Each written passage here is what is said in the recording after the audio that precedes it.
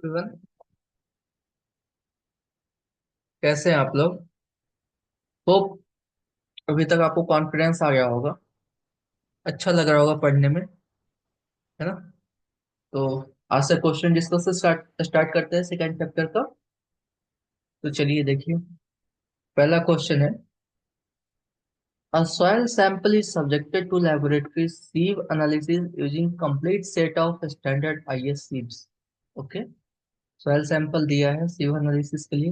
Out of 3 kg soil, 3 kg soil का दिया हुआ है, जिसमें से कि 12 ग्राम जो है वो रिटेंड है। चलिए पहले चार्ट बना देते हैं, कितना कितना दिया हुआ है ना। चलिए, तो क्या दिया है, 1200 gram was retained on IS 600 सी। ओके, तो यहाँ पे सी लिखते हैं। 600 पे कितना है, 600 पे कितना रिटेंड किया है, 1200 ग्राम। और रिटेंड यहाँ पे लिखते हैं रिटेंड। ओके, उसके बाद 500 पे कितना रिटेंड कर रहा है, बोल रहा है 500 पे रिटेंड किया है 1500। एंड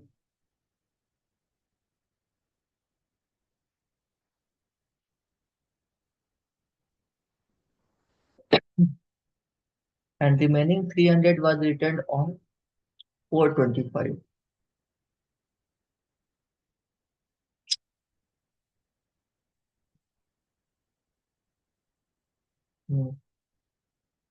425 पे 300। अब क्या करना है, अब परसेंटेज रिटर्न निकालना है, ठीक है। परसेंटेज रिटर्न,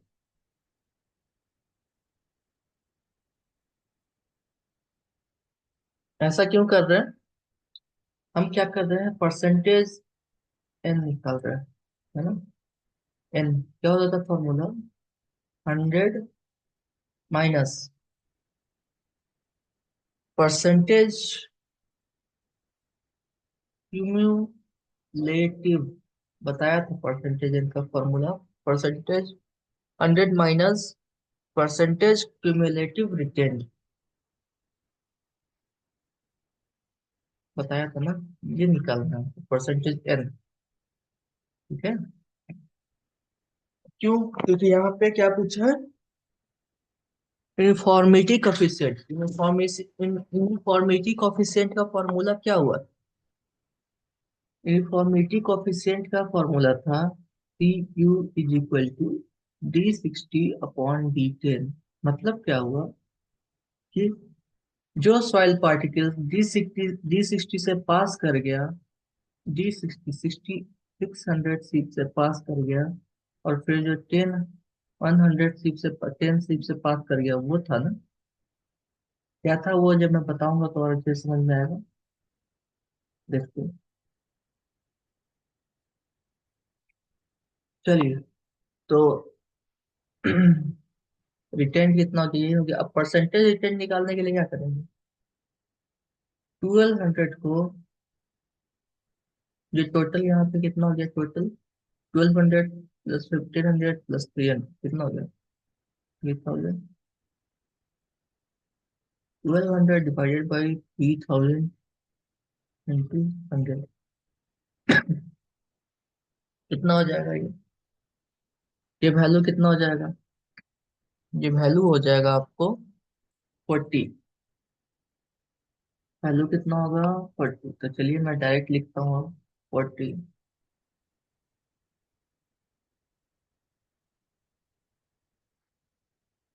इसका निकालेंगे परसेंटेज तो कितना हो जाएगा, 1500 डिवाइडेड बाई 3000 इंटू 100। और इसका जब निकालेंगे तो क्या होगा, 300 डिवाइडेड बाई 3000 इंटू। चलिए, अब इसको मैं हटा के, इसको जब आप करोगे सॉल्व तो कितना आ जाएगा, ये आ जाएगा आपको 50।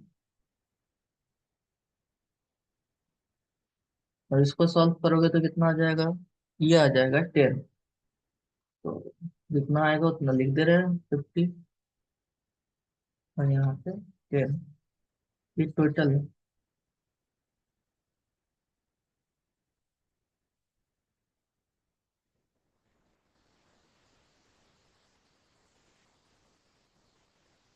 है ना।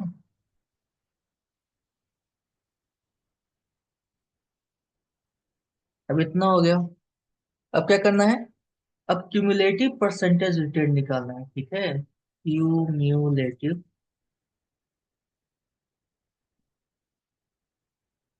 परसेंटेज रिटर्न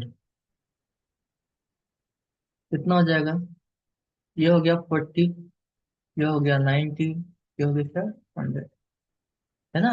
इन दोनों को ऐड किया, यहाँ लिखा, फिर सारे को ऐड किया, यहाँ लिखा। ठीक है, इतना समझ में आ गया, कोई दिक्कत। अब निकालना है परसेंटेज एन। परसेंटेज एन कैसे निकलेगा, परसेंटेज एन निकालना है 100 में से, 100 में से माइनस करना है किसको, इसको, क्यूमुलेटिव रिटेंट को माइनस करना है। तो 100 में से 40 माइनस कीजिए, कितना आ गया 60। 100 में से 90 माइनस कीजिए, 10। और 100 में से 100 जीरो। अब क्या चाहिए था आपको, D60/D10। तो क्या हो गया, यही परसेंटेज एन जो है D60/D10, तो 60 के अलोंग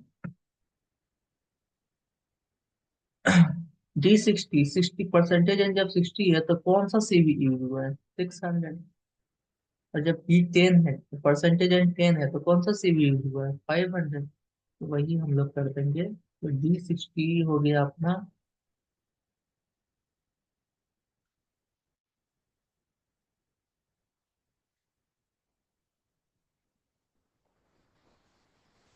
D60 कितना हो गया, D60 हो गया 600, और D10 कितना हो गया, ये हो गया 500।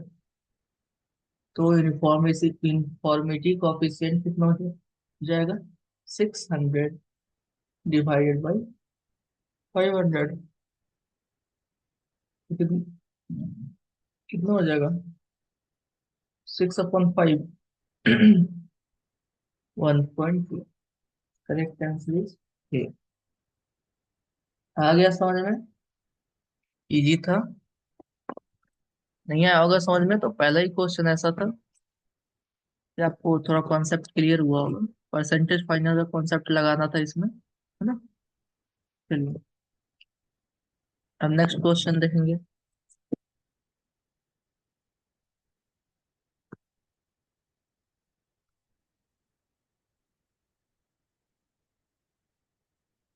चलिए, अब ये क्वेश्चन देखिए, डायरेक्ट फॉर्मूला बोला है। सीसी, अब पहले क्या देखा था, यूनिफॉर्मिटी कोफिशिएंट, क्या फॉर्मूला था, D60/D10। अब इसमें क्या पूछ रहा है, सीसी पूछ रहा है, कोफिशिएंट ऑफ कर्वेचर। तो कोफिशिएंट ऑफ कर्वेचर क्या था, D30 का square divided by D60 into D10, यही था ना। तो देखिए कौन सा ऑप्शन है, तो D10 into D60, option A. चलिए, अब नेक्स्ट क्वेश्चन देखेंगे।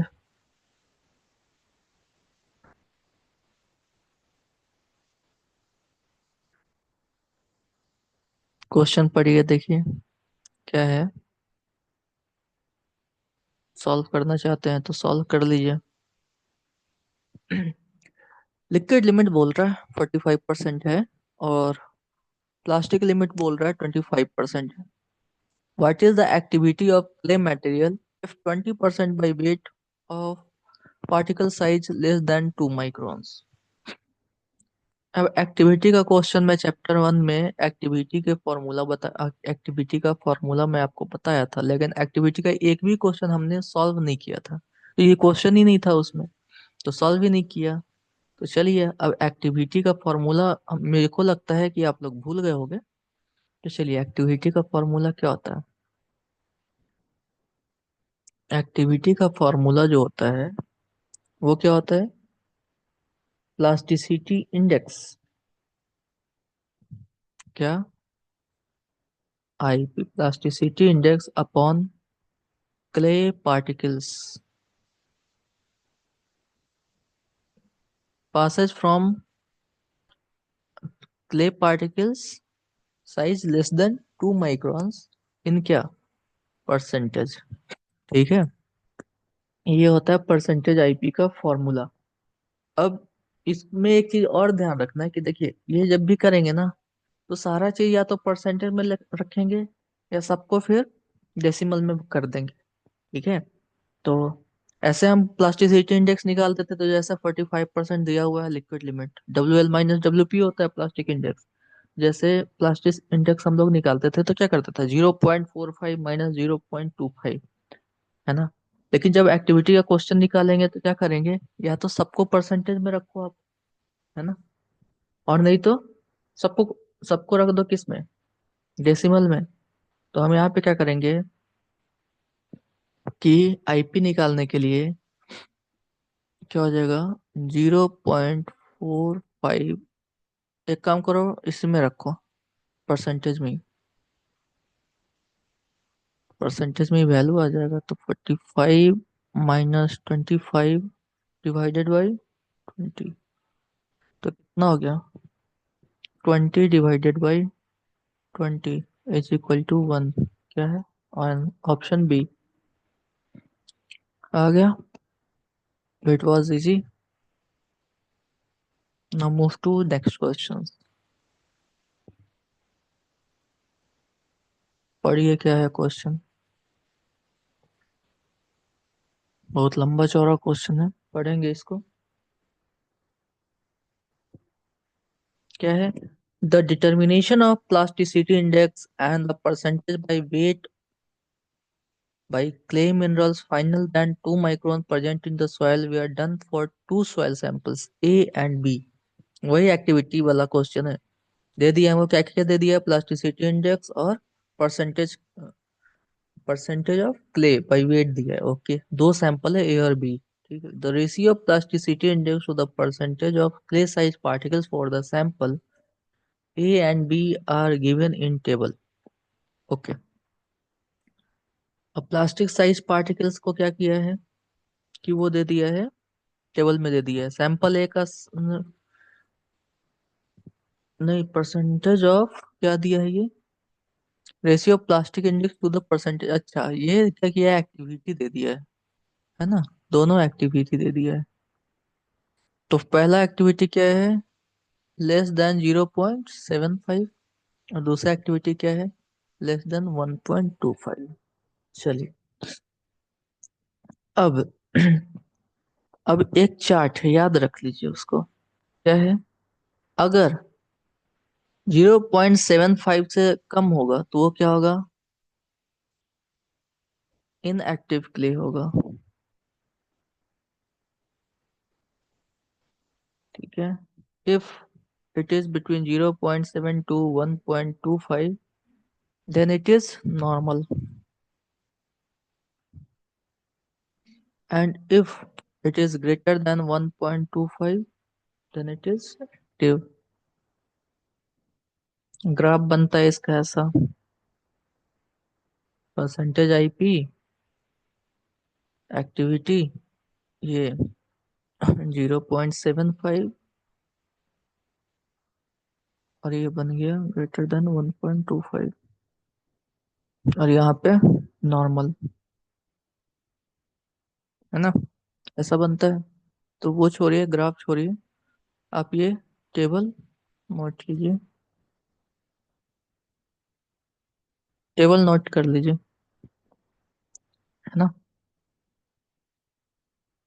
तो क्या हो गया, << 0.75, मतलब << 0.75 का मतलब क्या हुआ कि ये हो गया इनएक्टिव ना।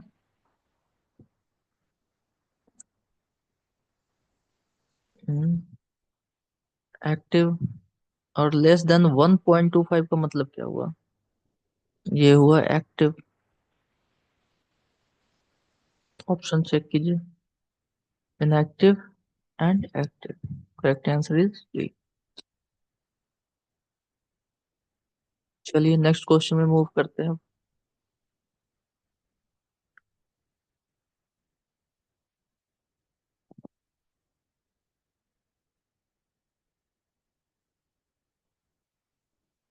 चलिए।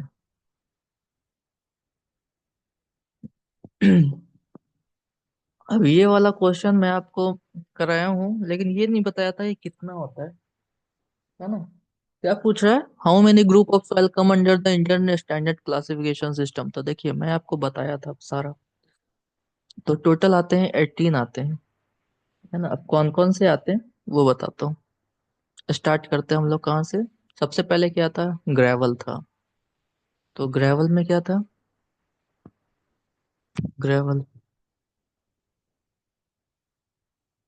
सबसे पहले स्टार्ट करते हैं ग्रेवल से। ग्रेवल का डिनोट ग्रेवल को किस चीज से डिनोट करते थे? जी से, है ना। तो सबसे पहले जब परसेंटेज फाइनल लेस देन 5% था तो क्या दो टाइप का आता था। एक आता था वेल ग्रेडेड ग्रेवल, तो उसको लिखते थे GW। एक आता था फिर क्या, पुअरली ग्रेडेड ग्रेवल, तो उसको बोलते थे GP। फिर आता था जब 12% से ज्यादा होता था तो क्या होता था? एक होता था सिल्टी ग्रेवल और एक होता था क्लेई ग्रेवल। तो सिल्टी ग्रेवल को लिखेंगे GM और क्लेई ग्रेवल को लिखेंगे GC, है ना। यही लिखेंगे। अब सैंड में भी यही होगा सेम। सैंड में भी सेम होगा। इसको डिनोट करते थे S से। तो वेल ग्रेडेड सैंड तो SW, पुअरली ग्रेडेड सैंड तो SP, silty sand then SM, and clayey sand तो SC। तो कितने हो गए? ये हो गए टोटल 8। ये हो गए ग्रेवल और सैंड का, है ना। 8 हो गए ग्रेवल और सैंड।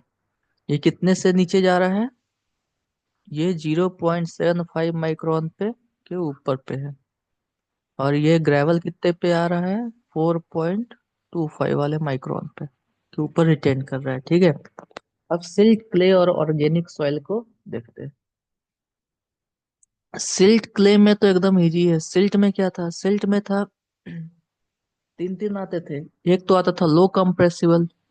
तो चलिए, तो लो कंप्रेसिबल सिल्ट को क्या लिखते थे हम लोग? लो कंप्रेसिबल सिल्ट को लिखते थे ML। इंटरमीडिएट कंप्रेसिबल सिल्ट को MI। और हाई कंप्रेसिबल सिल्ट को क्या लिखते थे? MH। ठीक है। अब सिल्ट के बाद क्या आ गया? अब आ गया ऑर्गेनिक सॉइल। तो ऑर्गेनिक में भी वैसा ही है। Low compressible organic soil is OL, intermediate compressible soil is OI, and high compressible soil is OH। अब क्ले में आ जाइए। क्ले में क्या हो जाएगा? Low compressible clay then it is CL, intermediate compressible clay is CI, और high compressible clay is CH। कितने हो गए?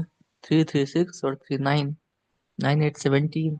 और एक और सॉइल होता है जिसको हम बोलते हैं पीट सॉइल। क्या? पीट सॉइल का रिप्रेजेंटेशन क्या होता है? PT से। तो कितने हो गए टोटल? 18। तो ये हो गया हमारे Indian classification standard soil classification system. Indian standard soil classification system, how much soil is there? 18। Now move to the second one. Next question क्या है? चलिए देखिए क्वेश्चन क्या बोल रहे हैं।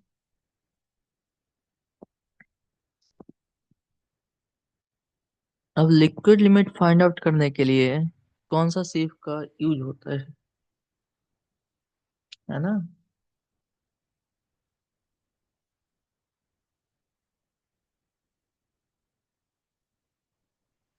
क्या बोल रहा है? The diameter of a sieve used for finding liquid limit is.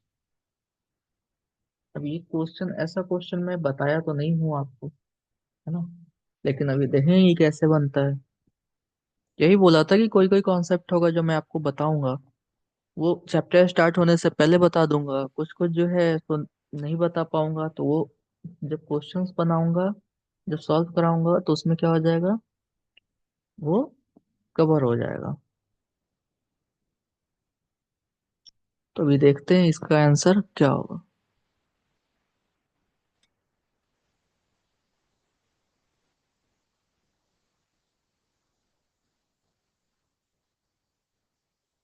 देखिए, the sieve is for, 1 minute, क्या बोल रहा है, the diameter of the sieve used for finding liquid limits, है ना। तो कौन सा डायमीटर यूज होता है, कौन सा डायमीटर sieve का यूज होता है फॉर फाइंडिंग लिक्विड लिमिट्स। तो वो है अपना 425 माइक्रॉन्स का sieve। 0.425 ये था अपना, है ना। मेन लिक्विड लिमिट हम लोग यहीं से निकालना स्टार्ट करते थे, और ये था 75 माइक्रोन का। ये क्या है, एमएम में है।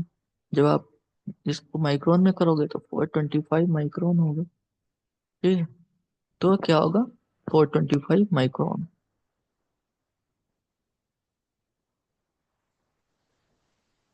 इसमें देखिए ना कि इसमें 125 यूज होता है क्या, नहीं होता। 425 भी नहीं होता, 250 भी नहीं होता, 425 होता है। और 375 तो होता ही नहीं है। 75 माइक्रोन रहता तो देखते भी। तो चलिए नेक्स्ट क्वेश्चंस में चलते हैं।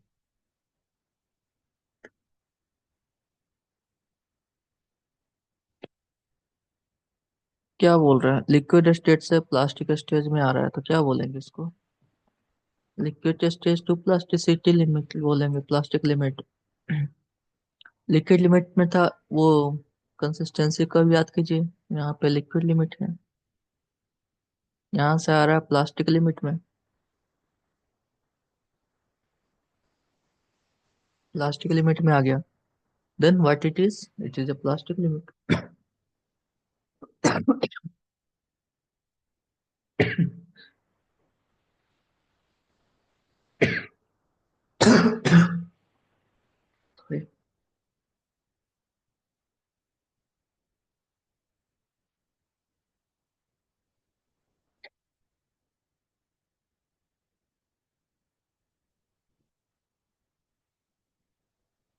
The water content at which soil changes from a liquid state to plastic state। Liquid state से लिक्विड स्टेट से प्लास्टिक स्टेट में मूव करता है।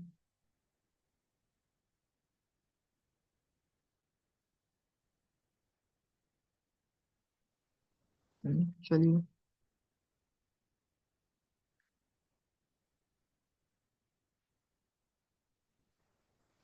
अब क्या बोल रहा है, toughness index of a soil ratio of, toughness index क्या बताया था, I T is equal to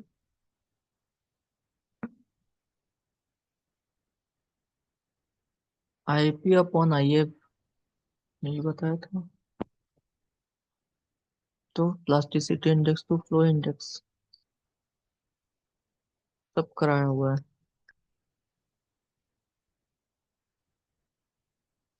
on the grading curve the gap grading is represented as,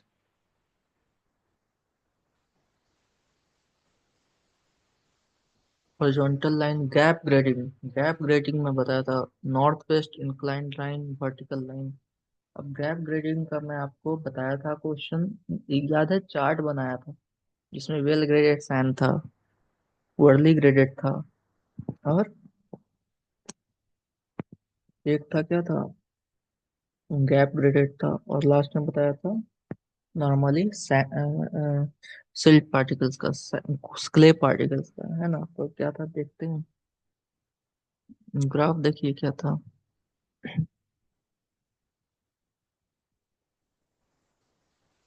graph कैसा था,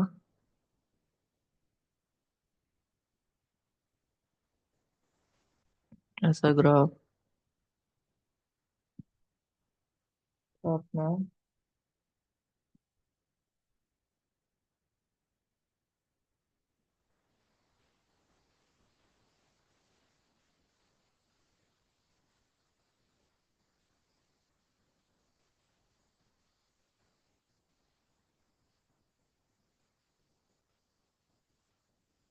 वेल ग्रेडेड का कैसा था, ऐसा कुछ था।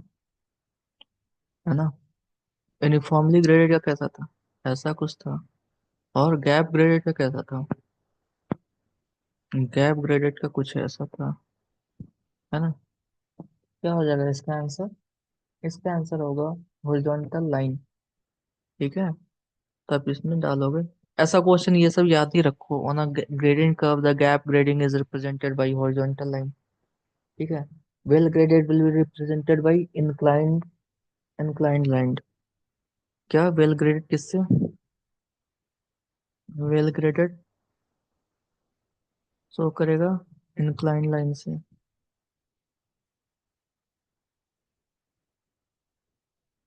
गैप ग्रेडेड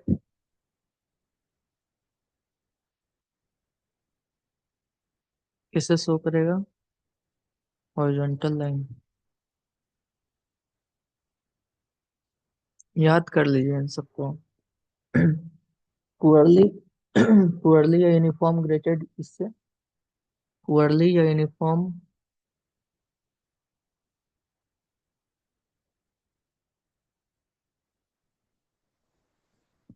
किससे, वर्टिकल लाइन, है ना। देखिए समझिए नहीं इसको, ये वाला जो ये वाला जो लाइन है ऑलमोस्ट वर्टिकल है। ये अगर ऐसे जा रहा है वेल ग्रेडेड वाला, तो वेल ग्रेडेड कैसे जा रहा है, ऑलमोस्ट हॉरिजॉन्टल जा रहा है। और ये कैसे इंक्लाइंड है। अब कैसे हो रहा है ये भी मैं बताया था। देखिए क्या बताया था आपको, कि मान के चलिए ये है, इस पे है परसेंटेज एन, है ना, परसेंटेज एन था इधर, इधर क्या था, इधर क्या था, परसेंटेज एन था, और इधर था अपना आईपी था शायद, सीव था इधर, सीव, है ना। तो देखिए अब क्या है कि वेल ग्रेडेड रोजर रहेगा वो, वेल ग्रेडेड कैसा रहता है, ये हो गया, फिर इससे छोटा, फिर इससे छोटा, फिर इससे छोटा, फिर इससे छोटा, तो इसका जो रेंज रहेगा वो वेल ग्रेड का ऐसा रहेगा, लंबा वाला, है ना। अब हर तरह के सीप, सीप से क्रॉस करेगा ना, साइज से क्रॉस करेगा ये, है ना। तो इसलिए कि ऐसा जाएगा, ये मान के चलिए साइज है इस पे, साइज लिखेगा। और पुअरली ग्रेडेड क्या है, पुअरली ग्रेडेड मान के चलिए परसेंटेज एन ऐसा है, मान के चलो आप कि है आपको 30 माइक्रोन का है, ठीक है, या 20 माइक्रोन का है, 20 माइक्रोन का क्ले है, बस 20 माइक्रोन है। और ज्यादा से ज्यादा आपको कितना है, 25 माइक्रोन, बस इतना ही। सारा ऑलमोस्ट एक ही साइज जैसा दिख रहा है ना। तो एक ही साइज जैसा दिख रहा है तो वो क्या होगा, ऐसा हो जाएगा। और गैप ग्रेडेड में क्या है कि कुछ जो है अपना है वो 75 माइक्रोन का है, और कुछ जो है 75 माइक्रोन से लेके आप मान के चलो 65 माइक्रोन तक का है, और कुछ जो है एकदम सीधे फिर क्या है 2 माइक्रोन से लेके 1 माइक्रोन तक का है। देख रहे हो बीच में बड़ा गैप है। तो कुछ ऐसा आया 75 माइक्रोन, और फिर ऐसा आ गया फिर एकदम छोटा छोटा छोटा छोटा। तो उससे क्या होगा, ये देखने में कैसा लग रहा है, ये देख रहा है ऑलमोस्ट वर्टिकल लाइन, ये कैसा दिख रहा है हॉरिजॉन्टल, और ये कैसा इंक्लाइंड। ठीक है, याद कर लीजिए इसको। नेक्स्ट क्वेश्चन देखेंगे। Coefficient of well graded sand must be, sand कितना होना चाहिए, greater than 6, C must be greater than 6 sand के केस में, C is greater than 4 in case of gravel, in case of sand, बताया था। चलिए next question.